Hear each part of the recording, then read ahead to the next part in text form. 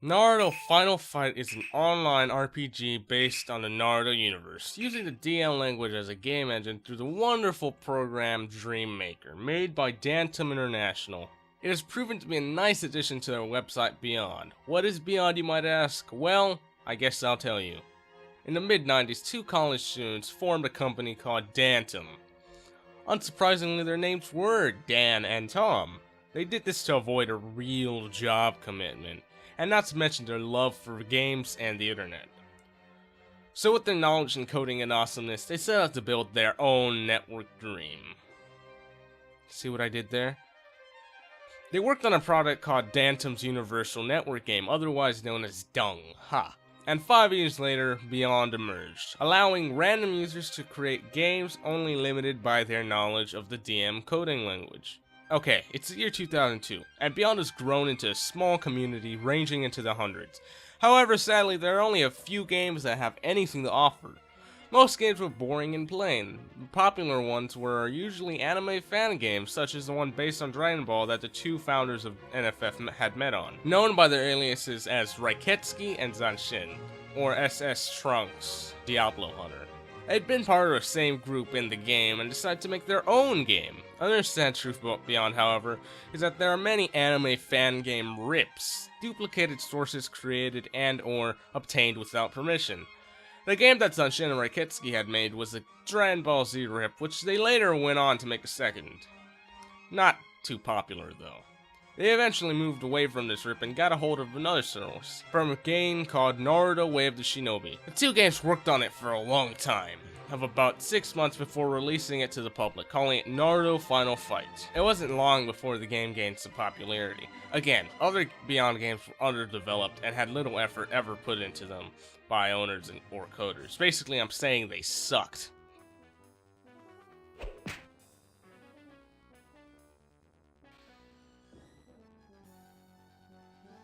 A lot. Eventually, two players joined and their names were D-roc and Dasher. Zanshin never really got along with these two. He'd ban one or the other on a day-to-day basis. Raiketsuki, on the other hand, didn't mind them and thought Zanshin was just making trouble. Raiketsuki, being the trusting person that he is, gave the codes for the game to D-roc. Zanshin got a little defensive and thought it was a bad idea. Well, he was proven to be right because eventually D-roc went into the coding files and banned Zanshin manually. Raiketsuki soon realized that maybe he should be a little less lenient. Sadly, there was nothing he could do, seeing how he gave the code to D-roc. Raiketsuki finally stands up to D-roc, demanding that he gets the code for the game back. Sadly, he is banned for about 2 weeks. When he gets back into the game, he talks D-roc into allowing Zanshin back into the game without his admin powers. Of course, he is let in. A few months later, Zanshin gets on Dasher's and D-roc's good side and eventually gets the code back. In the middle of all this, D-roc makes a secret room that contains all NPCs and all the training equipment. Zanshin is blamed for it and is banned. He quits Beyond and all. Did I mention that by this time there was a small forum with few active members?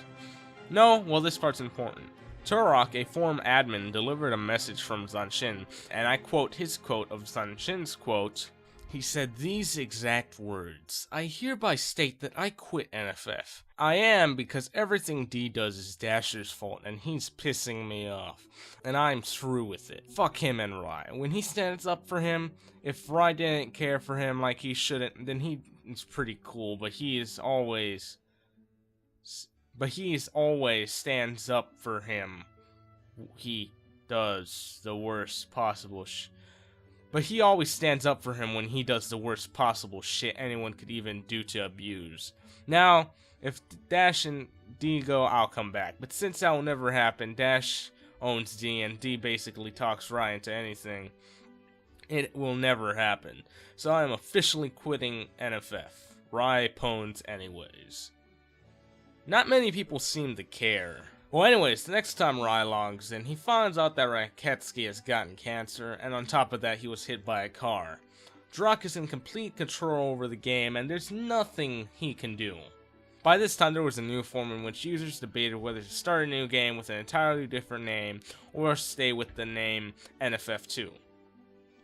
Many wanted to move on with the new name War of the Ninja, like the random user Kaio, who is in no way related to NFF at all and never will be. However, another user called Takashi, who's totally not Zanshin, said, "Fuck that, this is our game. NFF is not D-roc's. We're all gonna give up for what? To see D gloat? That's fucking bullshit.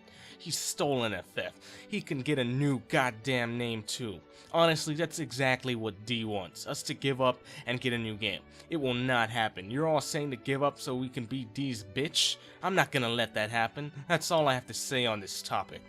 Well, and for a while it seemed like they would never get the name NFF back. Until one day, for some reason, D-roc unbanned Zanshin and Raiketsuki, and Rai planned to overthrow D-roc, and they eventually did. And that was the end of, D-roc and Dasher. However, there was some trust issues between Rai and Zan. Eventually, a user from another game called Dark Belthazor, or DB for short, had some sort of blackmail on Rai and forced him to ban Zanshin, and Dark Belthazor became a co-owner. Next time, he'd return as a normal player, and he'd drop in every now and then to play. Heck, even once he became a owner for a week, but that was temporary. Alright, it's mid-2010 now, and Zanshin is fed up and tired of being left out of everything, so he makes his own game. The initials are NSAW, which we can only assume meant Naruto Sexual Attack with Erections. Huh? Oh my god. Apparently it meant Naruto Shinobi at War. Huh. Anyways, he was accused of ripping NFF, when in reality it was because he used an older version that he owned. Zanshin knew that his love would always be in NFF, so every now and then he'd log in to play, and when he did, he wasn't greeted nicely. And by this time, some random guy was helping with the coding. I think he was just about owner at that point. I think it started, his name started with a K, and ended with an O. I think I mentioned it earlier. Anyways, before the third version of the game hit the pub, late 2007, Rai logged into AIM and confessed to Zanshin that D-roc was just a made-up person and that he was just another way to backstab him later. However, Zanshin pulled the mask off his face and actually saw that it was D-roc himself, and by that, I mean D-roc admitted it was him. But before admitting the damage had already been done, he confronted Kaio and another coder at that time known as Faith, who had also been working on the game at that time. He said that Raiketsuki had planned to backstab them afterward. This of course created suspicion and caused Faith to eventually quit. It also happened because Raiketsuki actually did even eventually change the password to the game's hub, which caused even more suspicion. And so with time, Raiketsuki slowly but surely disappeared, never to be seen again. So Argon, another player who had been in the community for a long time now, and Kaio took charge of the game and eventually became owners, massively changing the way the game mechanics work. About 2 years later, it's the year 2010, and a role-playing Wimps had just ended. Argon had begun to sell edits to players for money, which spawned debates in the game about whether or not this was fair. It later turned out that he'd been selling edits because of the financial circumstances he'd been in, and to assist Kaio with his own financial problems, seeing how he was coming close to losing his home. After some time, life happened, and Argon had to give up his ownership. This left Kaio on his own to continue NFF, and this also prompted players to harass him for more frequent updates. Kaio eventually snapped, and quit to pursue his dream in the music career. Ha!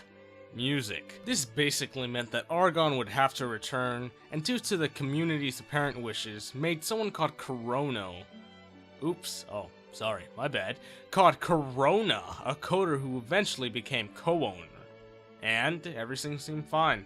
Until a year later when rumors popped up that two players were buying ownership of NFF, called Yama and Hisoka. All while Kaio, still in a financial turmoil, was digging through his couches and pockets until he decided he should sell an older version of the game to a character called Zane, who ripped him off, and then made a game called NFF2, which caused an outroar in the community, and they started plotting to repeatedly crash the server. Of course, Zane said he still loved them, because saying that makes it okay. Eventually though, the older version was linked, and rips began to pop up before quickly being silenced. Remember the two people paying for ownership? Well, not long after the rips had been silenced, there were 4 new owners that just popped out of the blue like a damn brain tumor, which resulted in Corona branching off to make his own game, dubbing it NFF Alternative. And so that ended the latest chapter in the NFF timeline. A game that spawned from 2 ambitious college students who wanted to make it easy to create your own online game, and 2 friends that want to have something to bring to the table. For now, NFF remains divided, and the community split between 2 sides. Oh my god, I am finally done with this fucking project. Oh, alright, okay. Reflection time. Well, it was a honor-ish to write this. There was a lot of history behind it. It was cool to see all the things that happened to NFF. I researched a shit ton. I wasted a lot of time on this project. Over the course of 2 months, maybe? I started this 2 months ago? Well, yeah. Well, over the course of 2 months, I did this. Well, you know, not all at once. So in total, I probably wasted like 48 hours doing this. Just this. So thanks for watching. Hopefully one day, you can be a part of the timeline. Who knows? I know. I'll make everyone know. Alright, bye.